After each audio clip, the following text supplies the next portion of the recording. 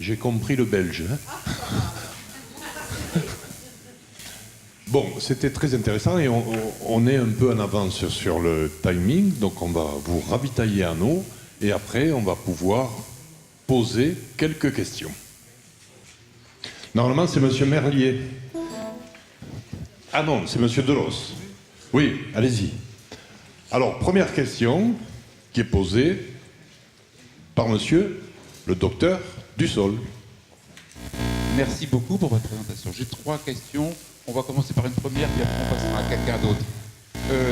L'âge de l'utilisation de ces évaluations, au fur et à mesure, je me rendais compte que ça semblait être plus pour les adultes, mais est-ce que je me trompe?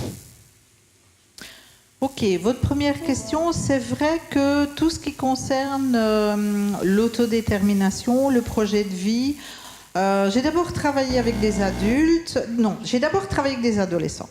Et donc, vous allez avoir une série de références concernant l'adolescence. Pourquoi l'adolescence? Parce que d'abord, c'est une étape qui est souvent oubliée chez les personnes avec déficience intellectuelle, comme si c'était une enfance prolongée. Et puis, à un moment donné, on se dit « Ah oui, ben tiens, il serait bien arrivé à l'âge adulte. » Et l'adolescence, parfois, est une étape qui n'est pas nécessaire. Bien comprise ou appréhendée. Et puis vers l'âge adulte. Et puis au fil du temps, on voit que par exemple le choix, qui est un des éléments incontournables, de base, une priorité au niveau de l'autodétermination, eh bien ça peut se travailler vraiment dès le plus jeune âge. Mais c'est vrai que à la limite, ce qui me paraît être le plus important, c'est le processus, comme je vous l'ai dit. Donc, amorcer le plus rapidement possible et puis complexifier. Parce que, je dirais, au niveau du développement, la psychologie du développement nous apprend que pour tout individu, il faut quand même attendre, je dirais, le tout début de l'adolescent, 8, 9, 10 ans, pour avoir les capacités aussi je dis pouvoir avoir du recul par rapport à ce qui est vécu. Donc, pour pouvoir se projeter par après dans les projets. Mais les choix, les goûts, les intérêts, ça, c'est vraiment quelque chose qu'on peut travailler dès le plus jeune âge. Est-ce que, comme première indication, est-ce que ça répond plus ou moins? Il y a aussi peut-être les outils d'évaluation, parce que je pense que c'est aussi à ça que vous faites allusion. Alors, dire qu'il y a plus d'outils d'évaluation qui correspondent à l'âge, à l'adolescence, à l'âge adulte, à la fois aux deux extrêmes, je dirais vous avez moins, mais il en existe. Donc, il y a moyen, je dirais, d'aller rechercher des items si vous travailler avec des jeunes enfants. Si on travaille avec des personnes avec avancée en âge, là, déjà depuis au moins 5 ans, vu le vieillissement général de la population, ça c'est pas un scoop, je dirais, c'est quand même quelque chose qui est à l'échelle mondiale, et en tout cas dans nos pays européens, là vous allez trouver plus de travaux qui vont concerner les personnes avec avancée en âge et qui ont une déficience intellectuelle. Merci. Une question. Bonjour. Fabrice Caton, Fondation John Bost. On m'entend là? Oui, oui, on vous entend parfaitement. Non, je me demandais pour les personnes qui ont des troubles de la volition, de la volonté, du désir, tout ça, dans quelle mesure ces outils ne pourraient pas éventuellement, j'essaie de formuler clairement parce que c'est pas clair dans ma tête, devancer le désir ou le choix, parce que vous disiez que le choix c'est compliqué. Par exemple, en fait, il y a une phrase qui m'a marqué dans votre exemple, il y a marqué « si j'étais curieux, comment ça se passerait ?» Oui. Sous-entendu, je ne suis pas curieux. La personne qui le lit, ne serais-je pas assez curieux? Donc, comment on garantit qu'on ne supplante pas par nos choix et nos désirs les leurs? En fait, là, je dois rentrer peut-être un peu plus sous l'angle de la méthodologie, puisque là, je vous ai montré certaines fiches, pas l'ensemble des outils que nous avons, et c'est vrai, vous avez raison. Et donc, là aussi, il y a une série d'étapes. La première étape, c'est d'abord envisager les différents types de désirs possibles, de travailler avec la personne. Dans ce cadre-là, il y a parfois un effet que moi j'appelle de dédramatisation.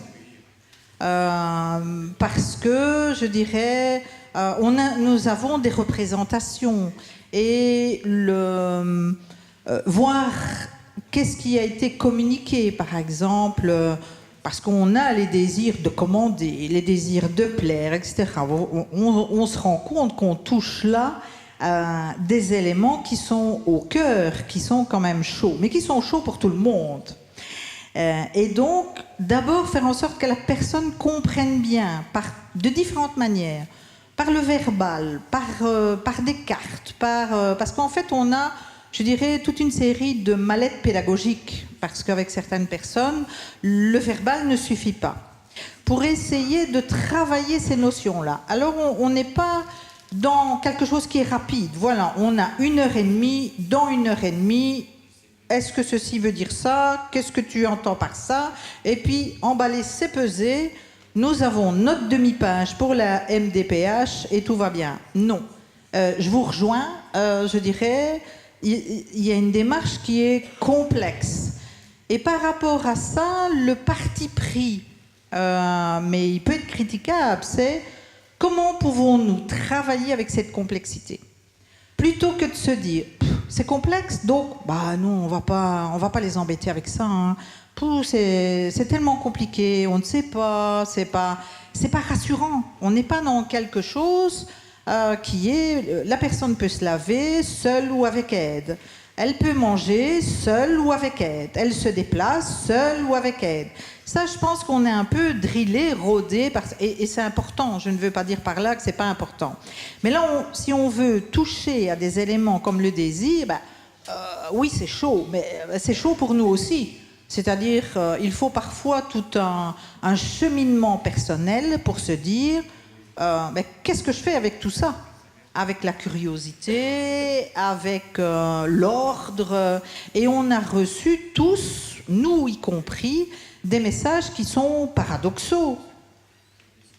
On a reçu toute une série de messages qui peuvent être, par exemple, commander c'est pas bien, ou avoir de l'ordre, ça c'est une qualité, c'est une vertu essentielle. Voilà, la complexité elle existe pour tout être humain, et je pense que s'il y a un message qui me paraît important, c'est celui-là. Et le reste, c'est à nous de nous débrouiller à travailler cette complexité avec les personnes pour faire en sorte qu'ils, comme nous, qu'ils puissent vivre des expériences, je dirais réussir, mais aussi à certains moments échouer, mais en accompagnant, je dirais, on sait que ça soulève des questions, la dignité du risque, mais il y a aussi l'accompagnement. Donc la personne, elle n'est pas toute seule, mais il faut sortir de sa marge de confort, sinon on ne progresse pas. Mais on peut débattre. Qui veut sortir de sa marge de confort en osant poser une question? Je peux me permettre de répondre ou avoir un avis? Simplement, ce que vous disiez là, accompagner la complexité, ça me semble être le travail clinique, justement, de l'observation clinique et les réunions cliniques où on met en débat la complexité, sans a priori pour ce que ça veut dire pour la personne, ses choix, ses désirs, etc. C'est l'observation clinique qui va nous permettre de comprendre quels sont ses choix, ses désirs et dans quel espace ils peuvent se développer. C'est de l'observation clinique et j'ai envie de vous dire ok, mais ce n'est pas réservé à un type de professionnel. Donc il n'y a pas, je dirais, l'étiquette uniquement, ça c'est réservé aux psychologues, ceci est réservé. Je sais que mon discours va sans doute, mais j'assume. Et donc le point de vue clinique, vous voyez, j'en ai parlé. Mais voilà, c'est aussi avoir au sein d'une équipe pluridisciplinaire, donc ça réinterroge l'identité et les limites de chaque professionnel. Alors à mon avis, à chaque fois que je vais faire une réponse, je vais susciter autant de commentaires et de débats. Alors, est-ce qu'il y a une psychologue ou un psychologue qui veut répondre? Ah, madame est psychologue. Attendez, on vous amène le... En fait, là, les choses ont été vues sous le prisme, donc, on va dire, sur une trajectoire développementale et ensuite au niveau, sur un côté émotionnel. Oui. Mais moi, en fait, enfin, la clinique, d'ailleurs, vous l'avez bien définie au début, c'est pas réservé aux psychologues, c'est quand même, la clinique, c'est les observations des professionnels de proximité. Tout à fait. Et c'est avec eux qu'on peut construire quelque chose pour accompagner le résident. Je vous rejoins tout à fait. Il y a une richesse dans ce qui est expérimenté, vécu professionnellement par ceux qui sont proches des personnes. Voilà, mais il faut aller rechercher l'information, les écouter et à mettre en complémentarité avec d'autres points de vue. Je dirais les résultats d'un quotient intellectuel, un test neuropsychologique qui peut attester, je dirais, des déficits de l'attention. Je dirais, ça fait partie de la complexité. Et ça, c'est peut-être nos nouveaux défis. C'est de voir comment construire ensemble, je dirais, nos référentiels communs. C'est pas simple. Moi, j'avais une autre question par rapport à la sévérité. C'est vrai qu'on nous montre souvent des outils qui sont plus en rapport avec de la déficience légère. Et c'est vrai qu'on a un défi majeur à construire des outils pour donc des personnes qui présentent des déficiences plus sévères. Au niveau de la déficience intellectuelle, je dirais légère à modérée, là je pense qu'on a des outils où je vous rejoins. C'est plus la sévérité est importante, plus nous devons recourir à de l'hétéro-évaluation. Et là, pour revenir peut-être à une question précédente, au niveau des outils de qualité de vie, à certains moments, c'est l'hétéro-évaluation. Mais il y a des éléments qui sont, je dirais, qui existent, c'est assez fin. C'est-à-dire, ça permet, par exemple, à avoir, je dirais, le point de vue d'un proche, de manière indépendante, des professionnels qui connaissent très bien la personne, qui remplissent, je dirais, de leur côté, et puis de pouvoir échanger, pas pour... C'est toi qui as raison, moi j'ai tort. Non, pour essayer de voir justement les cohérences, les divergences, les points d'interrogation, parce que c'est peut-être là que se nichent, je dirais, des éléments d'information importants pour l'intervention. Parce que ce qui est observé dans un milieu, qui n'est pas observé dans l'autre, ça suscite des interrogations et ça peut mener à des programmes individualisés. Mais c'est vrai qu'il y en a nettement moins. Ça, je vous rejoins. Il en existe. Merci. Une autre question.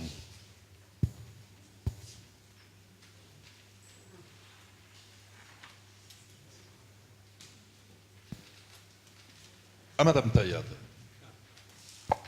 En fait, c'était sur effectivement la place de la famille, mais vous venez de l'évoquer. Et bon, la famille, elle a une vision beaucoup plus empirique, on va dire. Bon, parce qu'on n'est pas des techniciens, on n'a pas toutes les données effectivement que vont amener les professionnels. Il ne reste pas moins que c'est par le croisement des regards et que des fois, une vision familiale, voire même au-delà des parents, ça peut être la fratrie, parce que des fois la fratrie peut amener des éléments importants et différents donc des parents. Je crois qu'aussi c'est quelque chose de très très collectif autour de la personne.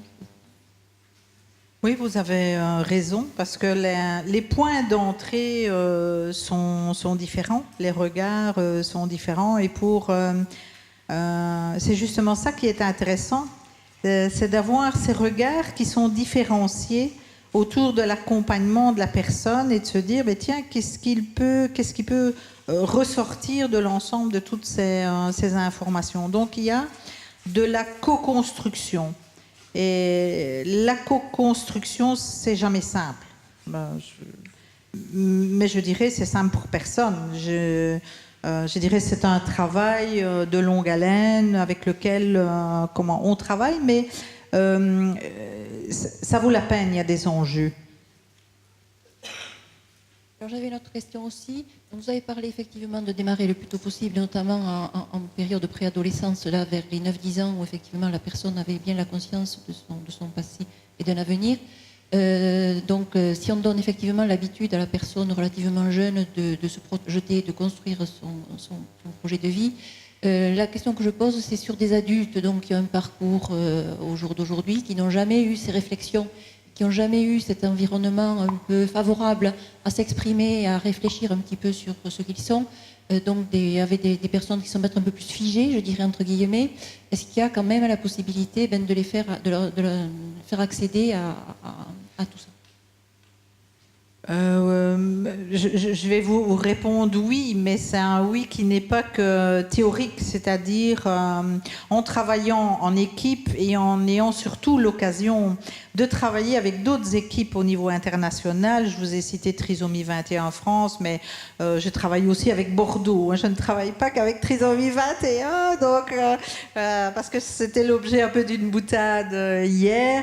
Voilà, ça permet, si vous voulez, c'est ça qui est intéressant, de pouvoir travailler des facettes, d'avoir du retour. Je dirais, vous avez raison de signaler ces éléments-là, parce qu'il y a 20 ou 25 ans d'ici, quand on a démarré avec des adolescents ou avec des adultes, eh bien, ils n'avaient pas eu, je dirais, cette culture de... Pourquoi ? Parce que ça ne faisait pas partie de nos pratiques. Parce que les référentiels évoluent, donc il n'y avait aucune mauvaise intention, il n'y avait aucune mauvaise volonté, mais voilà, ça faisait partie d'une réalité.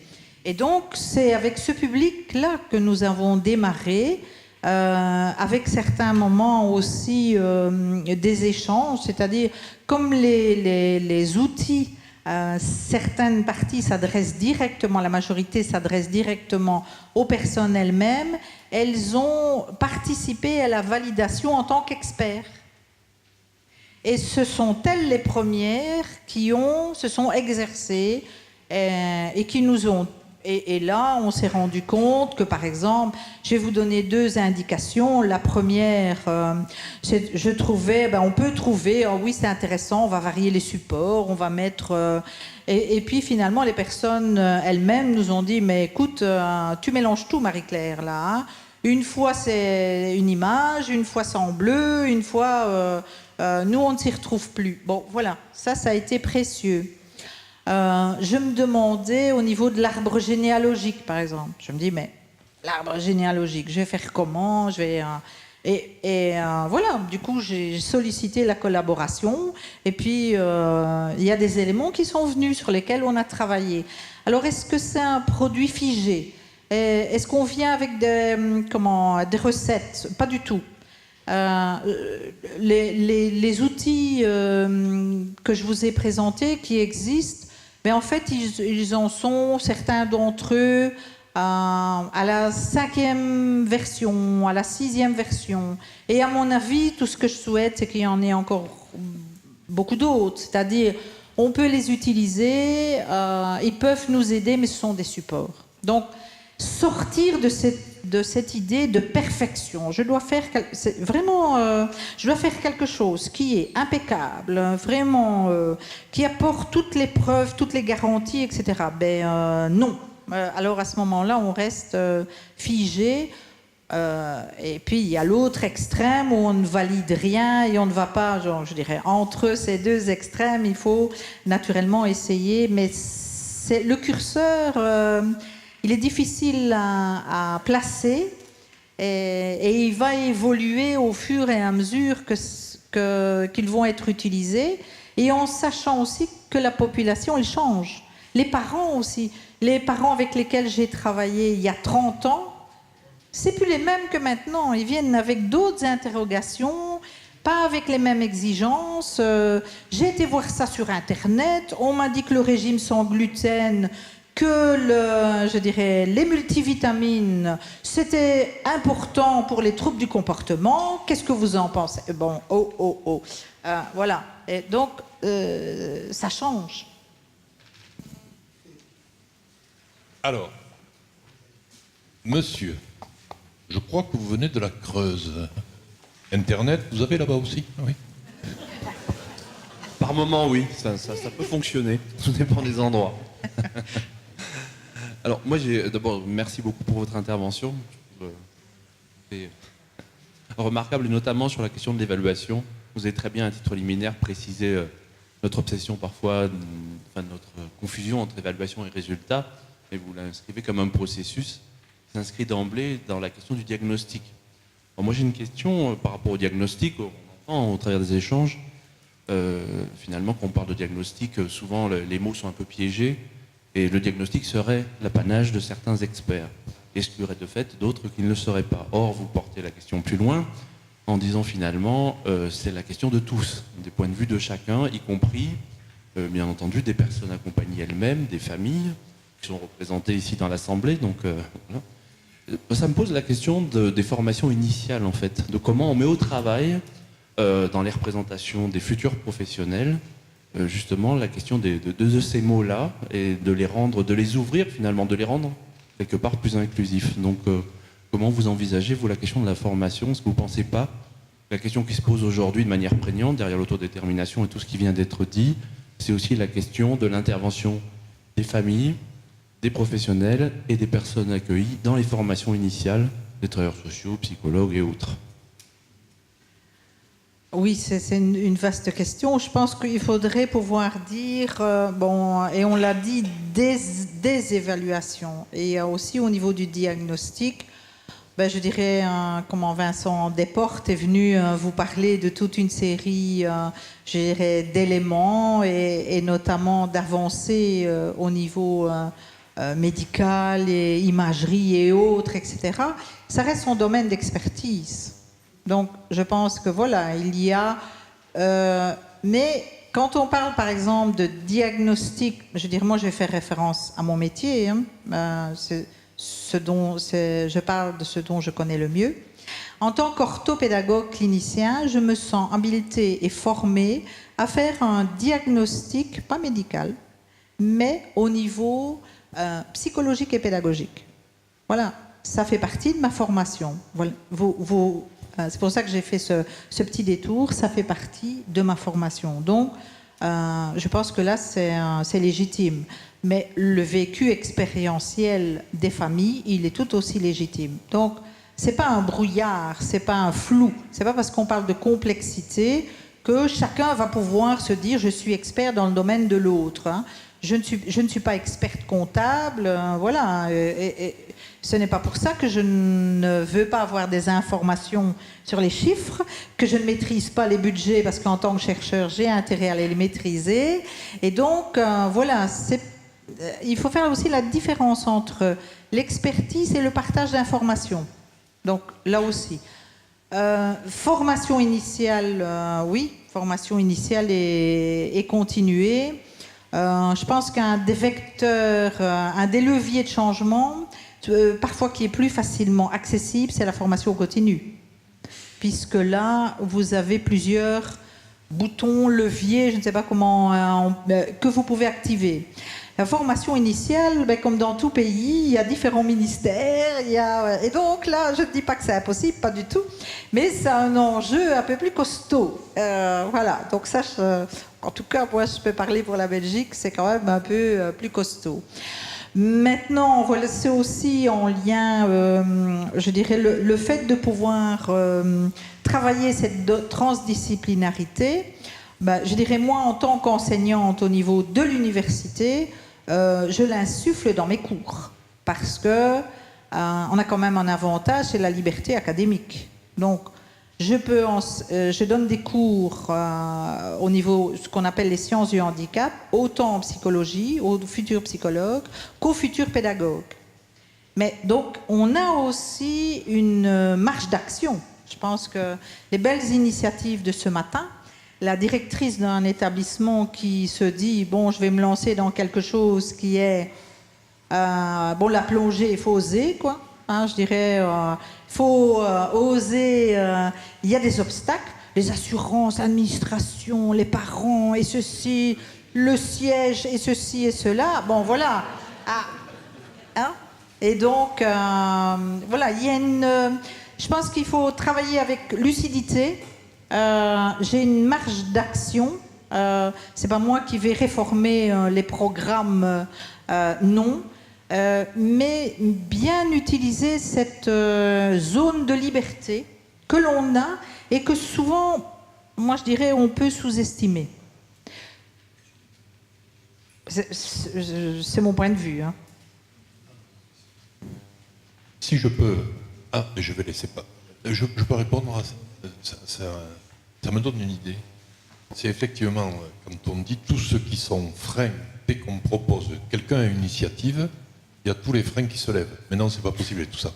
Et en fait, je pense que si on avait une approche là aussi, comment on va le rendre possible à tous les niveaux, juridiques et tout ça, je crois qu'on aurait une approche intéressante. Bon, on se rencontre bientôt là. Alors, allons-y. Bonjour et merci pour votre intervention. Je fais de l'Interreg aussi comme vous, POCTEFA, et nous avons reçu récemment des homologues de Belgique et qui nous parlaient, et avec qui on a pu travailler autour de la table, sur la question des experts du vécu. Oui.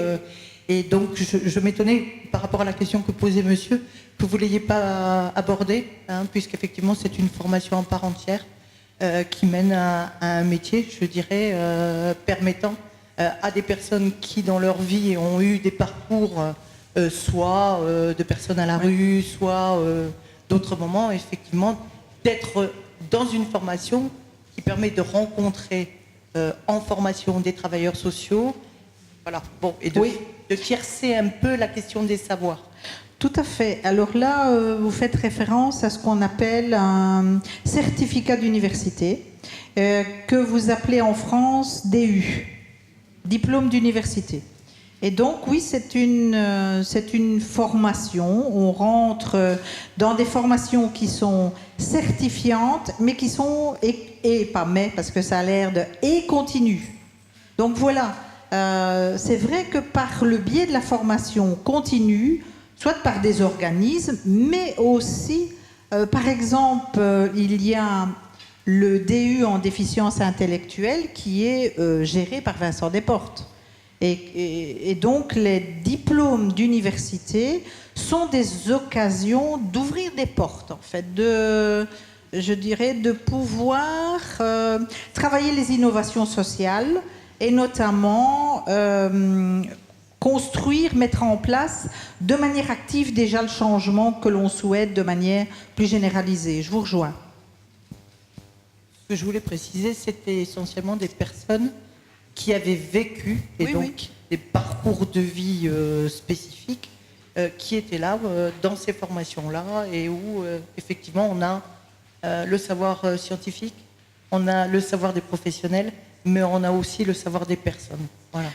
Oui, au niveau des formateurs, en Belgique, il y a Pascal Jamoul, Willy Lahaye, c'est à cette équipe-là que vous faites... oui, c'est la même université, on a un étage de différence et heureusement, là aussi, on a vraiment des choses qui sont très intéressantes, d'aller repêcher dans ce qui existe et qui fait l'objet... L'intérêt des projets interrégions, c'est qu'en fait, il y a une diffusion des produits. Ça, c'est quelque chose qui est intéressant. Dans les différents projets Interreg, il y a une obligation de communiquer, de diffuser le plus largement possible. Et c'est vrai. Il y a aussi les articles scientifiques, ok, oui, mais il y a aussi une communication large à de différents niveaux. Et c'est vrai que c'est intéressant. Il a été évoqué au dernier congrès de l'UNAPI l'idée de diffuser des bonnes pratiques ou des bonnes actions alors, elles ne seront pas forcément toutes reproductibles en l'état, mais ça donne des idées et des entrées. Alors, d'autres questions? On note tout le temps. Oui. Madame Malouek, vous avez parlé du projet Plongée. Apparemment, ce projet vous a plu. J'ai trouvé, moi, ce projet fantastique. Est-ce que vous pourriez nous en parler plus? Comment vous l'avez vu, ce projet Plongée là, de la masse de Saint-Côme? Comment vous l'avez vu? Comment on peut intégrer ça dans un processus de travail sur l'autodétermination? Et comment on aurait pu, peut-être vous avez parlé d'évaluer avant, d'évaluer après. En 3 mots, comme pour Vincent Desportes, qu'est-ce que vous en pensez? Est-ce que vous pourriez nous en dire? Quelles sont, je dirais, les forces essentielles de ce projet? C'est l'approche clinique. C'est aller rechercher ce qui intéresse, ce qui motive. On voit quand les personnes sont dans l'eau, on a le regard, on a ces éléments-là. Donc, il y a l'approche clinique. Il y a aussi le fait d'organiser, d'aller rechercher de l'expertise. On ne s'improvise pas plongeur. On se situe dans une perspective, première chose, une belle évaluation. On se situe dans un processus. On fait des choses, on a un projet. Et donc voilà, ça, ce sont des éléments qui me paraissent être transversaux. Mais je pense que ce sont les personnes elles-mêmes qui ont mis ça en place qui seront sans doute les mieux habilitées cet après-midi pour échanger et pour mettre en valeur, je dirais, les côtés vraiment extraordinaires de leur projet. En fait, c'est essayer de voir qu'est-ce qui peut être transversal et qu'est-ce qui peut faire boule de neige. C'est pas nécessairement le résultat, ce sont les points forts, c'est la manière dont on s'y est pris pour assurer de l'évaluation de l'intervention et de l'évaluation de son intervention. C'est peut-être ça aussi qui est important parce que l'évaluation de ces interventions amène à travailler la promotion et la prévention. Vous voyez, c'est vraiment une boucle. Et quand on a évalué les effets de notre intervention, ce qui marche bien, ce qui est un peu plus compliqué, à ce moment-là, hop, on revient et on se dit, en termes de prévention, démarrer dès le plus jeune âge, qu'est-ce qui est important d'exercer comme habileté? Donc c'est vraiment cette boucle de rétroaction. Ça, c'est vraiment intéressant. Et on devient chercheur. Ah oui, chercheur, praticien, chercheur, je pense que là... Très bien. Allez, une antépénultième question. Madame, vous m'avez l'air de l'Aveyron, vous. De Saint-Côme, non? Justement, par rapport à l'atelier plongée, je voulais juste préciser qu'au-delà aussi, et vous l'avez énoncé, ça a été énoncé tout à l'heure, qu'on recherche aussi les habiletés au niveau des professionnels. C'est-à-dire que nous avons des professionnels dans nos équipes qui ont des tas de compétences et qui finalement, au lieu de les arrêter à un simple projet, on va essayer au-delà de faire grandir avec eux leur projet. Et je trouve que ça fait partie de la qualité de vie au travail et de l'accompagnement aussi, du sens qu'on peut donner à ce qu'on fait. Donc là, on l'a fait par rapport à la plongée, on est en train de le faire dans ce film a été réalisé dans le cadre d'un autre projet avec un réalisateur, un producteur de cinéma. Donc voilà, on le fait aussi à travers l'atelier art plastique, à travers la création. Voilà. Et c'est chaque fois s'appuyer non pas uniquement sur le possible du résident, mais c'est aussi s'appuyer sur le possible des professionnels et amener le résident au-delà de ses limites parfois.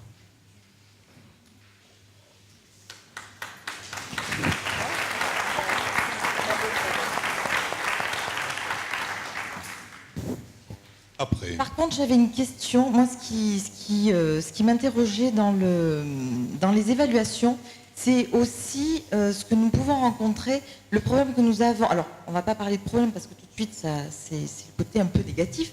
Donc, là où il faut s'interroger sur les changements entre le secteur de l'enfance et le secteur de l'adulte. Nous avons des pertes d'informations, mais au-delà de pertes d'informations, c'est redonner le sens à la façon dont les projets ont été élaborés. C'est-à-dire que nous avons parfois des outils complètement différents. et des pratiques complètement différentes. C'est-à-dire qu'il faudrait, dans la conception du projet, dès le départ, alors ça peut paraître un peu complexe, mais comment concevoir un projet, une continuité de projet avec des outils identiques, notamment dans les évaluations. C'est vrai que parfois, les outils qui sont utilisés dans le secteur de l'enfance ne sont pas réutilisés dans le secteur de l'adulte, parce que déjà on ne sait pas les utiliser, et on a d'autres façons de travailler. Donc ma réflexion se pose là. Pas dans la même association, quand même, aussi. Non.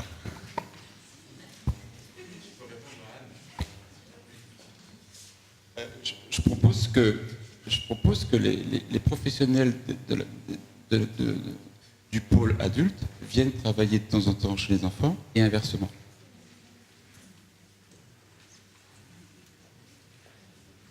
Tout ça se mettant en musique. On n'allait pas vendre le projet parce que le DG va être content. D'autres questions? Est-ce qu'il y a un résident ou un usager qui souhaiterait poser une question ou pas? Oui. Au fond? Non? Ou j'ai mal vu? Bon. Eh bien, vous avez vu, chers organisateurs, on nous avait dit d'arrêter à midi. Il est 12h10. C'est magnifique. Ça, c'est une organisation exceptionnelle. Ah, c'est bien le terme. Ah, et il y a quelqu'un qui fout tout en l'air, qui va poser une question. Et bien sûr, c'est Monsieur Verlier. Oui, justement, je voulais poser une question qui était quasiment hors sujet. Ça veut dire que on a parlé de ce beau document de nos personnes qui travaillent, qui vivent sous l'eau avec des équipements particuliers. Et je voulais simplement rappeler que la vie de l'homme sous l'eau, ça a été inventé à Espalion. Ça veut dire quelques kilomètres de l'établissement. Il n'y a pas de hasard. Et je dirais à la population, aux gens présents ici, d'aller voir ce magnifique musée d'Espalion qui parle de la vie des hommes sous l'eau. C'est extraordinaire. C'est magnifique. Maintenant, je pense qu'il est temps de s'auto-ravitailler. Donc, nous allons s'auto-ravitailler autour d'un repas préparé par les ESAT, que l'on va remercier. Et on se retrouve à 13h30 précise.